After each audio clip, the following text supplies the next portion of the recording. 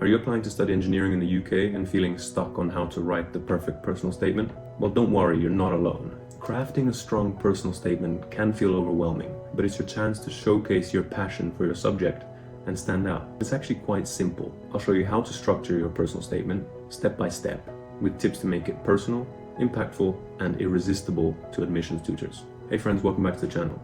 I'm Bartol and I'm an Oxford graduate with a Master's in Mechanical Engineering. I've studied my entire life and I've made all the possible mistakes that there is to make. And so on this channel, I will be sharing tips that I have learned from them so that you don't have to repeat them. Over the years, I've helped more than 100 students applying to Oxford and Cambridge and know exactly what people should and shouldn't do when studying for exams. From time to time, I'll also show other aspects of my life, like sailing yachts in the Mediterranean for clients or being a private chef and host in the French Alps. Keep signing into these videos to stay updated on everything I do. Now today I want to share a guide on how to structure an engineering personal statement, although it can apply to other subjects as well. This method is foolproof and will help you, as it has helped me, get into Oxford, Imperial, Durham, Bath, and one or two other universities. Writing a personal statement can be daunting, but once you understand the structure and what admissions tutors are really looking for, it becomes a lot easier. Stick with me, and by the end of this video, you'll know exactly how to write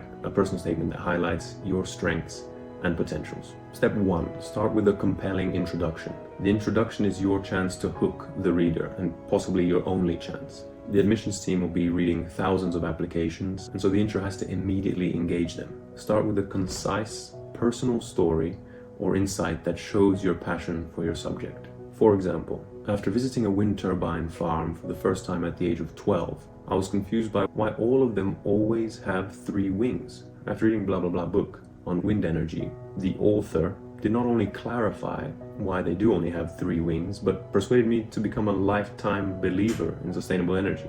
Ever since then, I have kept my devotion, making academic choices to work towards a career in environmental engineering, counteracting the current global destruction using ingenious solutions in renewable energy. That was just an example, but your introduction should show your passion for your subject and not say it. It should connect to a specific theme or goal, like sustainability if it's for environmental engineering, or maybe improving quality of people's lives if it's for biomedical engineering. This will create an overall theme, as I said, which will run through the personal statement and will be repeated again in the conclusion for the professors to definitely remember. Now for the introduction, avoid generic and cliche phrases like "I've always loved physics" or "ever since I can remember, I've wanted to be an electrical engineer." Firstly, it's probably not true. You definitely didn't know since you were young that you wanted to be an electrical engineer, because who does? And secondly, if it is true, the admissions team see so many of these cliche phrases that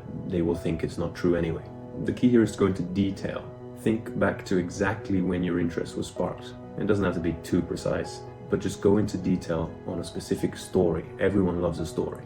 Was it when you were 7 and you went on a helicopter tour of your local area? Or when you realized that the sail on a sailboat is actually just a vertical airplane wing?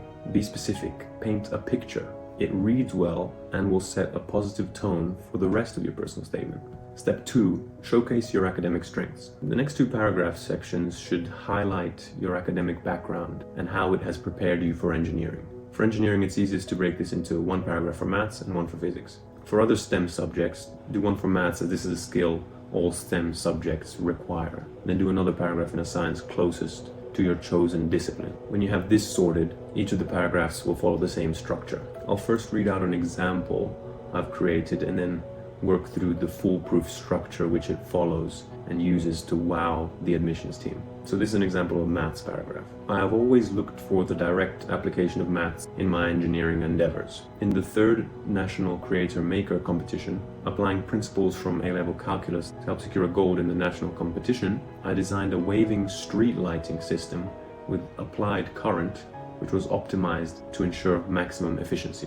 Struggling to solve using calculus, the equation found for current, I read Insert University Math textbook to come up with a computer program to numerically solve the function using insert numerical method. Having tried this method, its precision and minimal error was proven when compared to trying the function on 2 other numerical methods, insert methods 1 and 2, which illustrated this. There you go. First, introduce a specific area of the A-level subject which interests you, in this case for maths it's calculus, differentiation specifically. Then describe where it was implemented in a project or activity. After this, indicate how your A-level knowledge was actually limited, and so you had to consult an external resource to read beyond your school level. Admissions team love this. Now, examples of external resources can be a university level textbook, an online lecture course, etc. Then proceed to explain how this helped you solve the problem you previously couldn't. And if you're feeling very impressive, also comment on what downfalls or shortcomings you found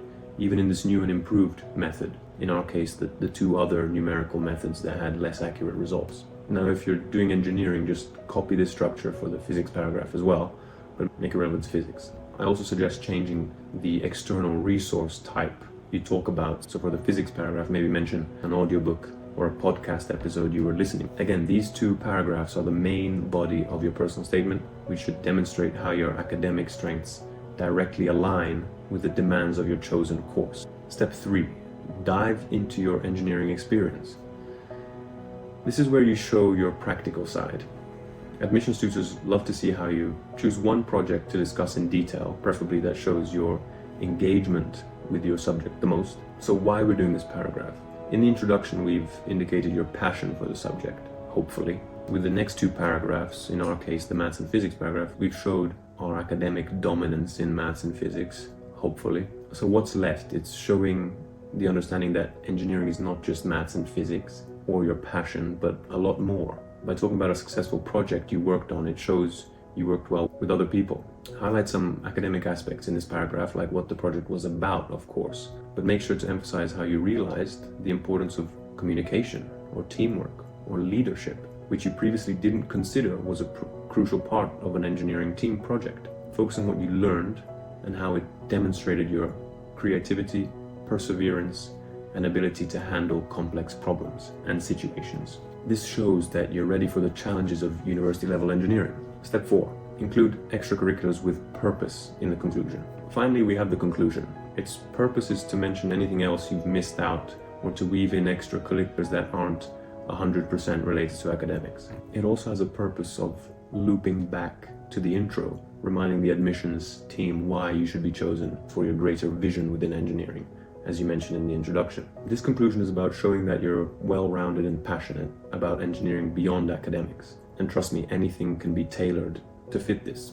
Whether it's skiing or golf, you can say that you see the beauty of engineering design in all of the equipment, and that the determination and drive required for each of these disciplines are what is required of a successful engineer as well. You could say anything, just be confident, determined, and driven.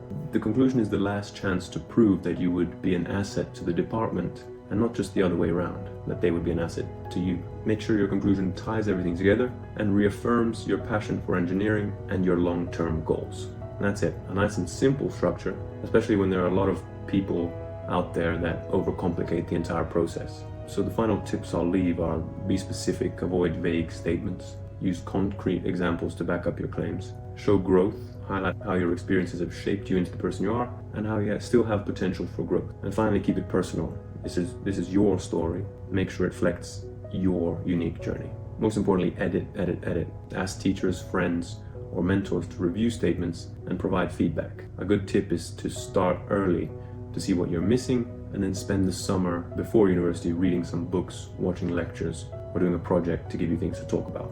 Now, if you found this video useful, consider subscribing and let me know in the comments below if you have any questions. I'll do my best to answer as many as I can. And good luck with your application, and stay updated on any of my other videos. I do have a few others that talk about study tips and how to stay focused on work. So keep on watching those and stay posted for new ones, of course. I'll see you guys in the next video. Goodbye.